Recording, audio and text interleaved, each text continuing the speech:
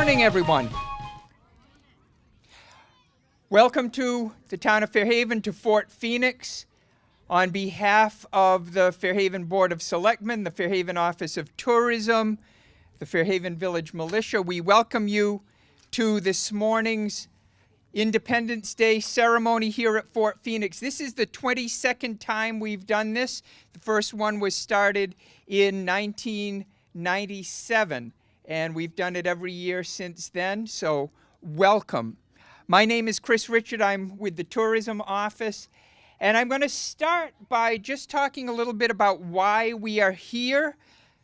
This is celebrating the 4th of July, the ratification of the Declaration of Independence, and that was taking place during the American Revolution. And in Fairhaven, we were playing a role in that, a very important role starting very early on. The war started on April 19th, 1775, and that's the day that the Redcoats marched out of Boston toward the towns of Lexington and Concord. That's the day when Paul Revere and two other people who didn't have really good public relations people in their families rode out and warned the countryside that the Redcoats were on the march. And they attacked the towns of Lexington and Concord. That was the beginning of the war. Here we had a militia company under Daniel Eggery and Captain Nathaniel Pope. Militia were Fairhaven volunteers, men between the ages of 16 and 60 who volunteered to protect our village. And they would muster or practice in a field outside the village on Saturdays. And on Saturday, May 13th, 1775, less than 1 month after the Battle of Lexington and Concord, our muster was going on with the militia in a field outside the village, and a horseback rider from Wareham came and told Captains Pope and Eggery that the British had two ships anchored out on the other side of our harbor, one off Sconticut Neck and one off Clark's Point. And those British ships were manned with Royal Marines, and they were going to harass any Americans sailing in and out of here. So they decided on a plan to sail out aboard Daniel Eggery's small sloop, the Success, and try to intercept those British who were anchored out there. So that night they met at the wharf down at the foot of where Center Street is today in the village, and 25 men hid below deck on the small sloop Success. Nathaniel Pope was on the deck, and they went out during the night, drifting off towards Sconticut Neck. Early the next morning, Sunday morning, as the sky was getting lighter gray, they spotted the first British ship there. And there was a watchman on board, but he wasn't too concerned at this small sloop heading toward them, although as they got closer and closer, he was a little bit worried that there might be a collision. So he yelled out to Nathaniel Pope to sheer away. That's turn. Sheer away, you'll be on to us. He didn't want to collide. But Nathaniel Pope brought the Success right alongside. He stomped his foot on the deck, and our men jumped out from below the hold, went over, overpowered the guard, went down below, and captured about 12 or 13 Royal Marines who were completely taken by surprise. We tied up those prisoners and left them on the ship there with Nathaniel Pope, and then Daniel Eggery took control and sailed across toward the other side where the second British boat was.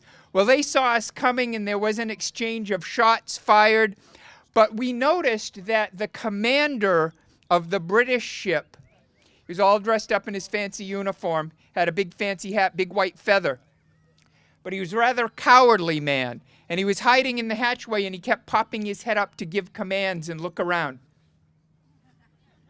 And every time he popped his head up, there was that feather right in the sunlight. So Daniel Eggery pulled aside one of our men, a fellow by the name of Mr. Shockley, and he said, "Mr. Shockley, the next time you see that feather pop up, I want you to fire a shot at it." So Mr. Shockley loaded his rifle. A minute or two later, British commander pops up. Pow! The ball hit him on the side of the temple, and it slid around under his skin and popped out the back side. He survived. Later, we got him to old Doc Perry's office up at the village, and he joked that his family was known for its thick skulls. Probably saved his life. But when the British commander was wounded, his men surrendered. We captured that second British ship, and so sailed in that Sunday morning, May 14th, 1775, with 2 captured British ships. And that was the very first naval engagement of the American Revolution, fought right here in these waters by Fairhaven village men, and we won. Huzzah!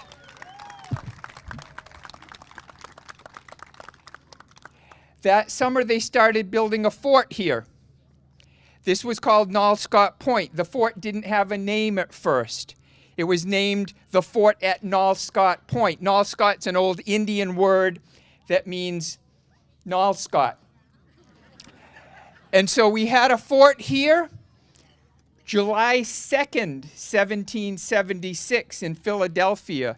July 2nd is actually the day when Richard Henry Lee proposed to the Congress that we separate from England.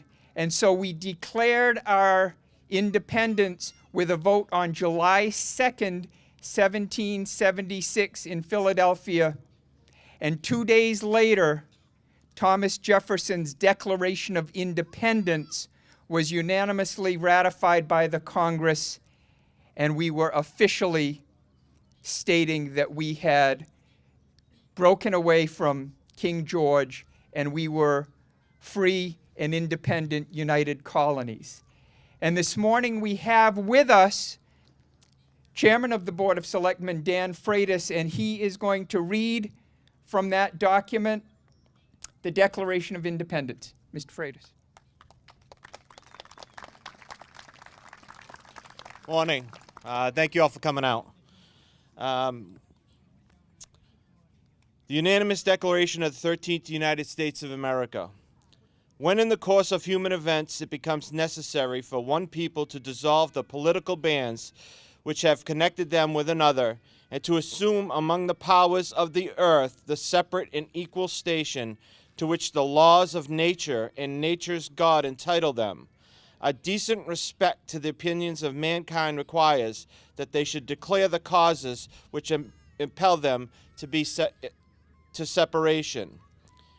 We hold these truths to be self-evident, that all men are created equal, that they are endowed by their Creator with certain inalienable rights, that among these are life, liberty, and the pursuit of happiness, that to secure these rights, governments are instituted among men, deriving their just powers from the consent of the governed, that when any form of government becomes destructive of these ends, it is the right of the people to alter or to abolish it, and to institute new government, laying its foundation on such principles and organizing its powers in such form as to them shall seem most likely to affect their safety and happiness.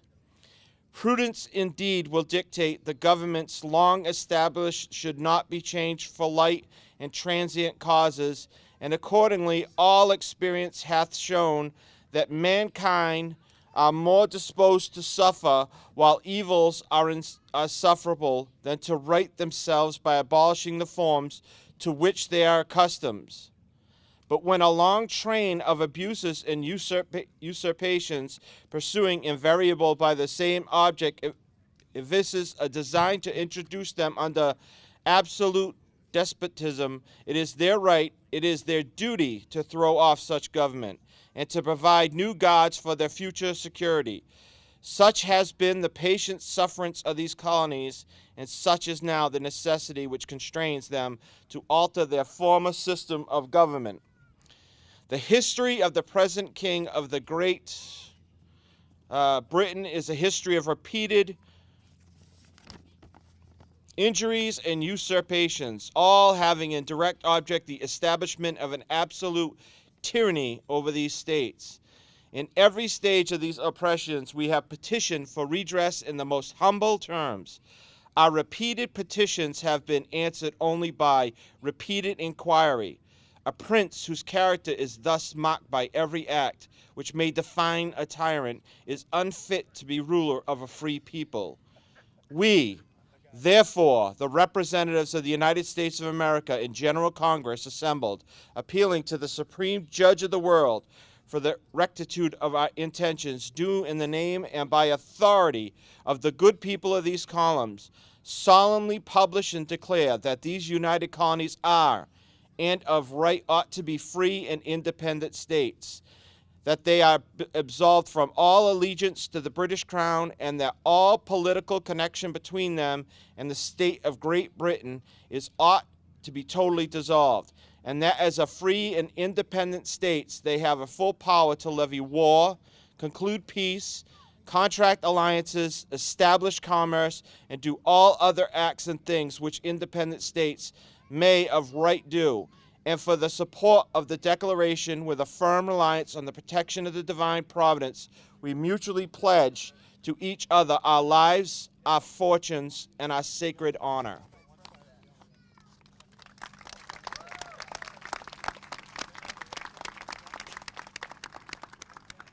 Thank you very much, Mr. Freitas. Well, the war didn't end there. A lot of people think, oh, 4th of July, Declaration of Independence, we're all done.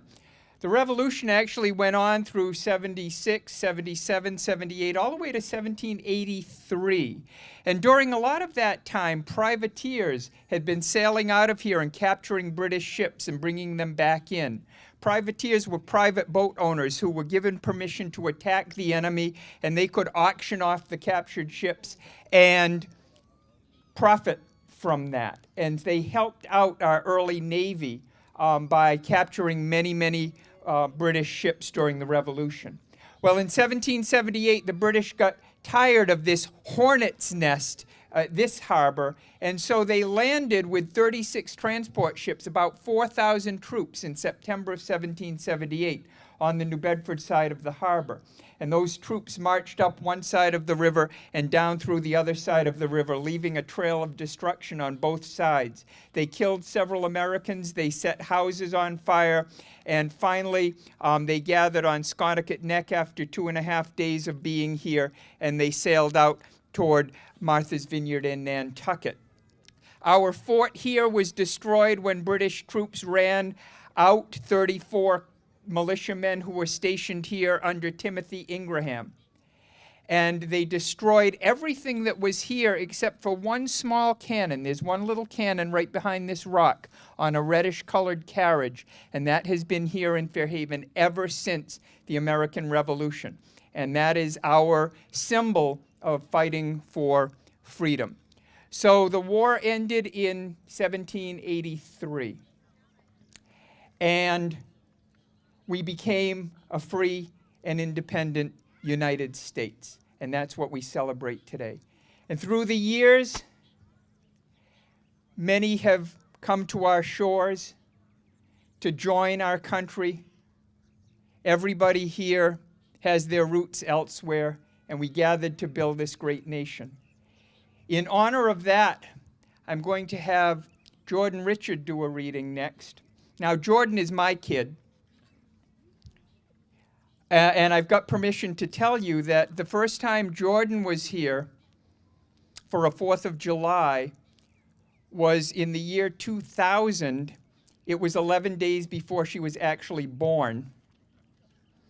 And we were really afraid that when we fired those cannons, she was going to come out early. But she held on, was born on July 15th, 2000. And 5 weeks later, she was dressed up as a colonial baby sleeping in a basket up here doing reenacting with us. And one of now the longest serving members of the Fairhaven Village Militia. Jordan graduated from Fairhaven High this June. And I'm awfully proud of her. She's going to come up right now and read the poem, The New Colossus by Emma Lazarus. Jordan?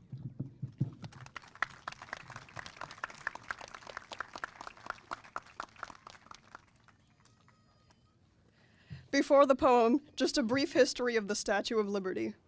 In 1886, a copper statue gifted to us by France was officially dedicated. She was called Liberty Enlightening the World and served as a beacon of hope and prosperity to those who fought and traveled tirelessly to reach a country where they would be accepted and free. But even though over 3 million people still visit her annually, those same principles of liberty and unconditional acceptance are being threatened. The idea that anyone can come to America and be welcomed here to escape adversity is what made America great. And we need to let the rest of the world know that we stand by those principles, despite what our outward appearances might currently suggest. We all need to remember the poem that frames the statue to this day, The New Colossus by Emma Lazarus. Not like the brazen giant of Greek fame, with conquering limbs astride from land to land. Here at our sea-washed sunset gate shall stand a mighty woman with a torch whose flame is the imprisoned lightning, and her name, Mother of Exiles. From her beacon hand glows worldwide welcome, her mild eyes command the air-bridged harbor that twin cities frame. Keep ancient lands your storied pomp, cries she, with silent lips. Give me your tired, your poor, your huddled masses yearning to breathe free, the wretched refuse of your teeming shore. Send these, the homeless tempest-tossed, to me. I lift my lamp beside the golden door.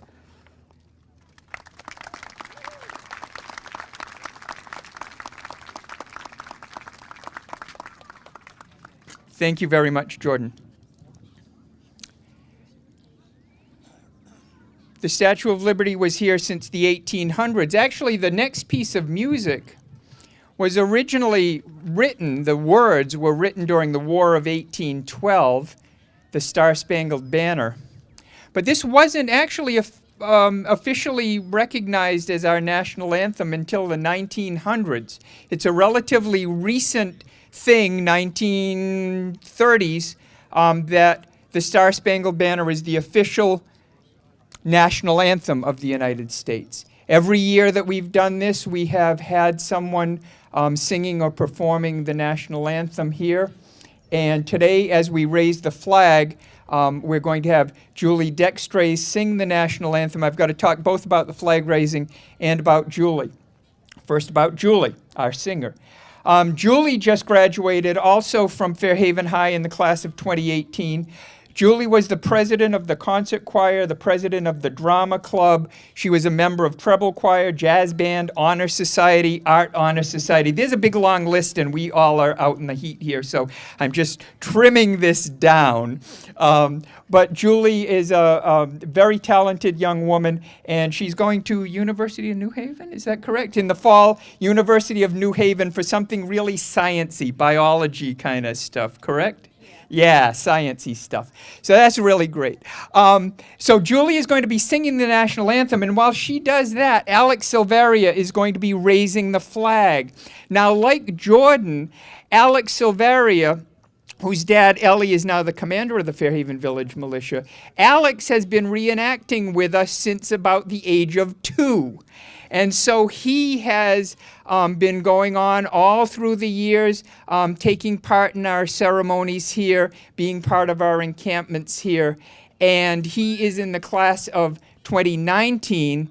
He's a Life Scout, and he's currently working on his Eagle Scout project here in Fairhaven. He's going to be doing some work down in the Little Bay Conservation Area. So we're awfully glad to have Alex, having been a member of our Fairhaven Village Militia for all these years. And today, Alex will be raising the flag while Julie is singing the Star-Spangled Banner. So, Julie.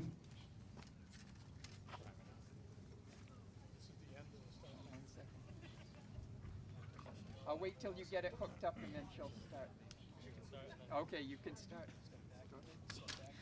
Oh, say, can you see by the dawn's early light what so proudly we hailed at the twilight's last gleaming, whose broad stripes and bright stars through the perilous fight o'er the ramparts we watched were so gallantly streaming, and the rockets would glare, the bombs bursting in air gave proof through the night that our flag was still there.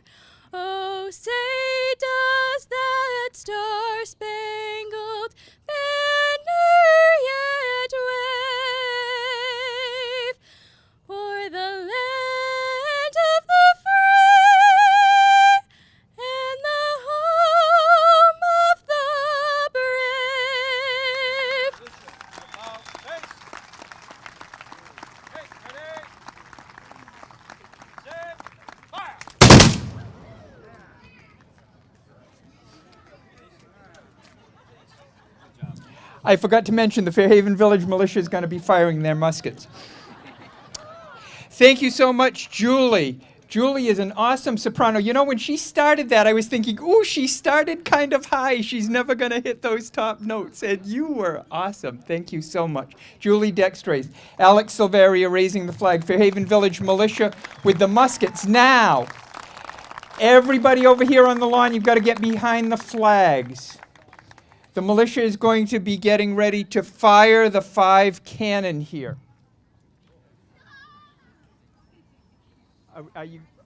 We're all set? We're all set except for one. Except for one, okay. All right, just to let you know, again, we've been doing this since 1997, and the first year I decided as the tourism director to try having a 4th of July parade and doing a ceremony here. Earl Fonts came forward, and Earl said, if you have the parade end at Fort Phoenix and you want to do some talking and stuff at the fort, I will fire the cannons for you. Earl Fonts had been a member of Donald Bernard's 4th Old Dartmouth Militia. We did not have a Fairhaven Village Militia, our newer group, established then. So Earl got Wayne Oliveira with him, and the two of them fired the cannons on the 4th of July in 1997, and we've been doing that ever since. Earl passed away this year, and when we had our spring encampment here, we fired cannon number 1 on the Saturday night in memory of Earl Fonts. So carrying on that tradition, our gun captain, Wayne Oliveira, is going to be giving commands for how the cannons are loaded and fired. So the crew is going to be doing this officially. After they fire number 1, they're going to go down the line, fire number 2, 3, 4, and 5. Just to let you know, these are big, big booms. And if there are pets here that might be spooked by big, big booms, they should probably be brought out of the way. Other than that, I will wait for Wayne to begin.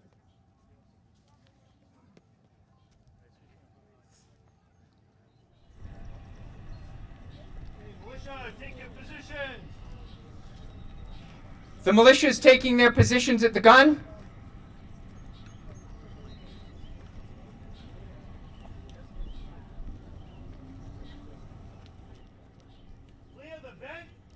Clear the vent. What Chad's doing at the back is he's using a pick to make sure the touch hole at the back end of the vent is cleared. Clear. Stop vent. Stop vent. He puts his thumb over that touch hole to make sure no stray spark gets in there ahead of time. Worm the cannon. Worm the cannon. This is a metal spring on the end of a pole, and that's used to clean out any debris inside the gun. If you fire these guns multiple times, there would be residue left over from the previous firing, and so the worm cleans it out. Wet sponge. Wet sponge is then a damp sponge made out of sheepskin, and that swabs out the inside to make sure there are no burning embers left from the last time you fired. You don't want to add gunpowder into a cannon that has something already smoldering in there. The dry sponge then dries it out afterwards. Charge. The powder monkey, which is usually a young boy, brings forward the gunpowder charge. During the time of the Revolutionary War or the Civil War, when these cannon were used, this would be about a 10-pound bag of gunpowder. We're using 18 ounces of gunpowder right now. He's loading the charge into the barrel, and then with the ramrod, we push that charge all the way to the back of the gun so it's sitting right under where the touch hole is.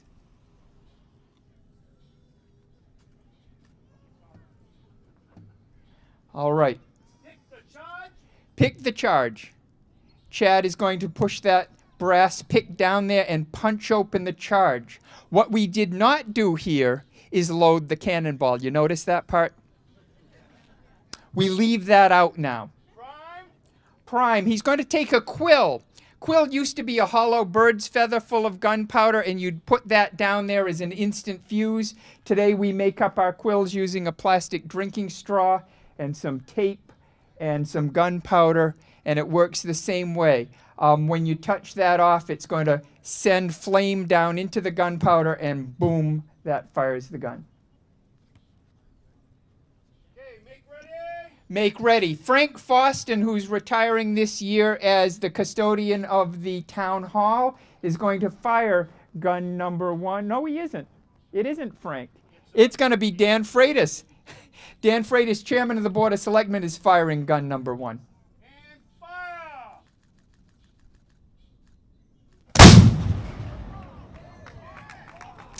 Boom.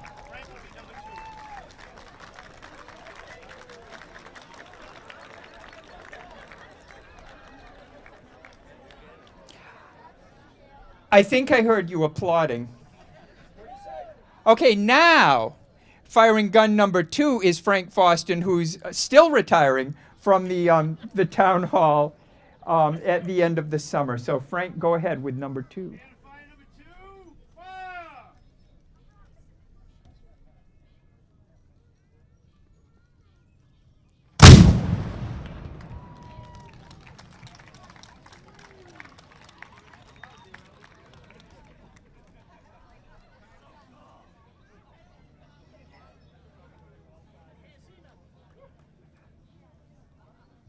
Prepare to fire number 3, fire!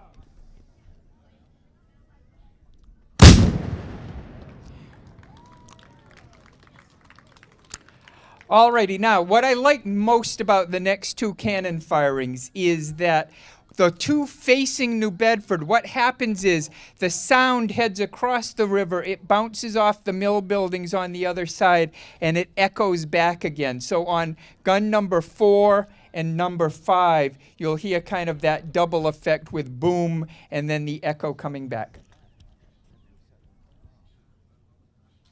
Prepare to fire number 4, fire!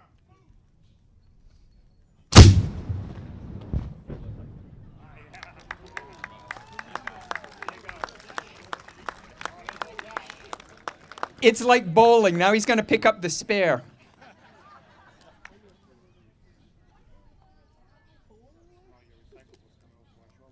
Prepare to fire number 5,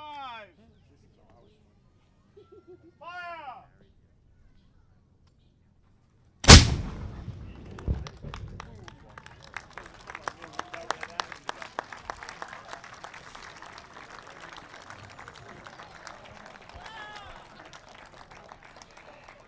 Thank you all very much for coming out this morning.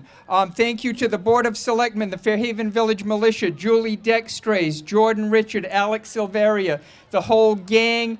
Have a safe and happy Independence Day. Happy 4th of July.